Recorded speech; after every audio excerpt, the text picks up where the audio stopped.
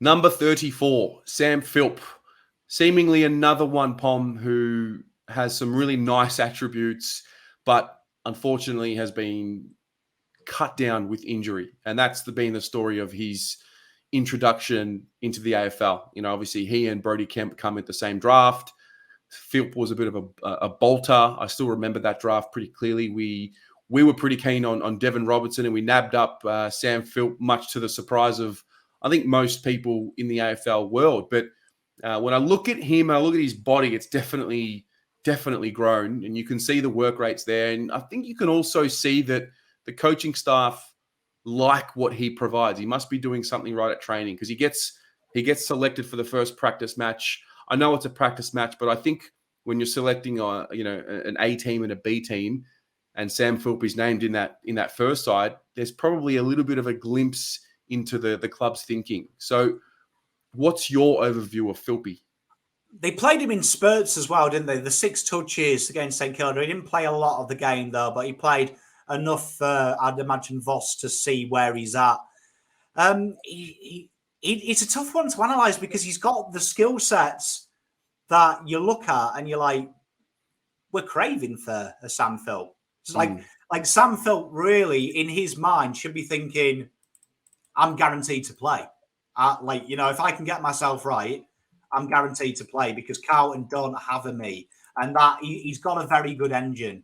He's got speed. Like, that breakaway speed he's got is very, very damaging. I mean, the issue is he's spent all of his time as a junior as an insider, and Carlton have tried to put him on the outside, and that is his big weakness. You go back to his junior year, it was Northern Knights tried drastically to get him on the outside, but he was more of that in and under player and breaking away from stoppages. So it's trying to add that layer, because I do think a guy with his pace, look at Petrocelli at the Eagles, it is that kind of role that is coming in the AFL, that breakaway speed. I like Sam Philp. I think he's got a lot of the things I like. It's really, though, I think we could say this about a lot of players. You said it in your introduction. Needs to stay healthy, doesn't he? That was the first thing that came to mind, and that's why the question is up there. I noticed him in the practice match. Now, albeit he has missed a lot of football, so this might have been one of his first real hit-outs against an opposition that wasn't, filled with his own teammates. And I just noticed, just seemed like some of the touch was off. He wasn't necessarily being a one-touch footballer. And I think some time in these practice matches, a couple of games in the VFL, maybe get a good 4 to 6 week block, get the confidence going, get the touch going. And I think with Vossi providing a clear role for him, I mean, the other part about him is he's a worker and he's a late bloomer. We saw that in his draft year, and that's why he skyrocketed, because he seemed to go back and work on his deficiencies. He wasn't selected for the All-Australian Carnival or any of those state teams, but he seemed to be someone that is a worker. And like we always say, you can't have too many of them in your club, people that are willing to roll their sleeves up and really focus on improving. I guess the question that I have, maybe you can answer it, you sort of touched on it just now about the inside and the outside thing, but what is he?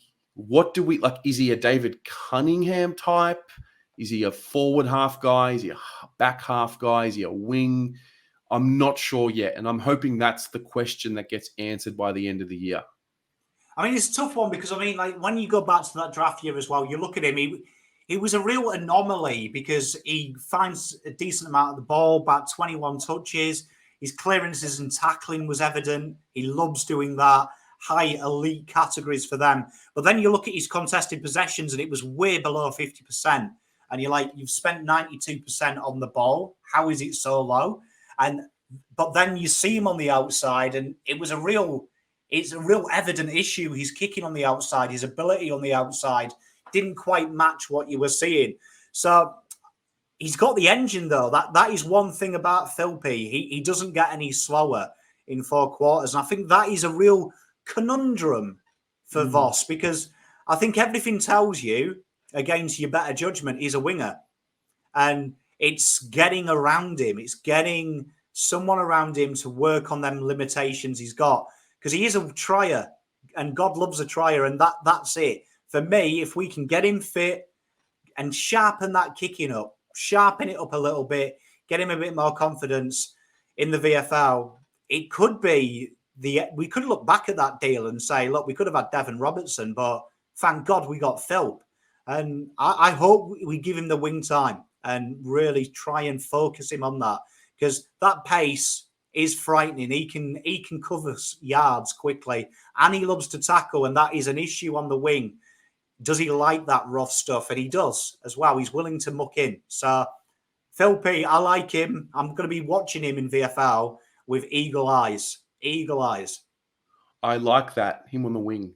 I do like the notion of that. I haven't really thought about it in depth, but again, this is a situation of if he, should he, maybe he, or trying to use logic of what his attributes are and fit that into a position. And so I guess, I hope by the end of the year we have more clarity on that. But the first things first, needs a good run at it, needs to stay fit and healthy, needs a good, 12 weeks injury-free, aside from the niggles that will naturally just happen in the course of, playing this sport, because it is so brutal.